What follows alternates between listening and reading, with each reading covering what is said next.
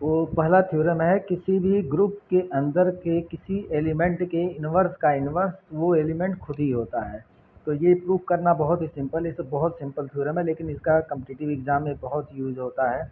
Competitive exam में इस पे बेस्ड क्वेश्चन बनते हैं, तो ज़रूर आपको ध्यान में रहना चाहिए। और देखिए, अगर मान लीजिए कोई एलिमेंट स्मॉल है जो ग्रुप के अंदर का हमने लिया, और उसका इन्वर्स भी मान लीजिए कि ग्रुप के अंदर का, ग्रुप के अंदर होगा ही होगा, ए इन्वर्स मान लीजिए, तो ए और ए इन्वर्स को अगर आप अप्लाई करेंगे, ऑपरेट करेंगे, तो इन्वर्स ला के थ्रू ये ई के बराबर आएगा।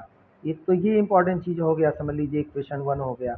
अब इस जो ये एलिमेंट है, इस एलिमेंट का भी कुछ ना कुछ इन्वर्स होगा, मान लीजिए ऐसे होगा स्ट्रक्चर, ए इन्वर्स का इन्वर्स, तो यहाँ पे लिखा गया। और उसके बाद ये एलिमेंट, दोनों को ऑपरेट कराएंगे, फिर अगेन आपको ये मिलेगा। तो आरएचएस देखिए दोनों का बराबर है, अब एलएचएस भी दोनों बराबर हो जाएगा, दोनों को बराबर आप कर दीजिए। फिर सिंपल है, राइट कैंसिलेशन लॉ लगा के इन दोनों कैंसिल कर दीजिए, तो ए इनवर्स का इन्वर्स जो होगा वो ए के बराबर आ जाएगा। इस तरह से ये प्रूफ हो जाएगा, बहुत ही सिंपल है। दूसरा थ्योरम तो और भी आसान है।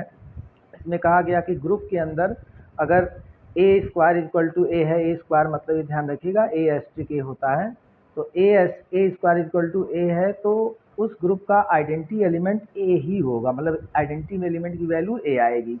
तो यहाँ पे देखिए ए स्क्वायर ए है, अब मैंने उसको ए एस्ट्रिक ए इक्वल टू ए लिख दिया गया। अब राइट साइड में किसी भी तरीके से ई बनाने का प्रयास करते हैं, तो ए इनवर्स का ऑपरेशन करा दिए दोनों साइड में। दोनों साइड में जब ऑपरेशन कराए तो राइट साइड तो आपका ई हो जाएगा इनवर्स ला लगा के, और उसके बाद एसोसिएटिव ला लगाएंगे, मतलब एसोसिएटिव ला लगा के इन दोनों को ब्रैकेट में कर लेते हैं, तो ए इनवर्स यहाँ भी ई हो जाएगा। अब ए एस्ट्रिक ई इक्वल टू ई हो गया आपका।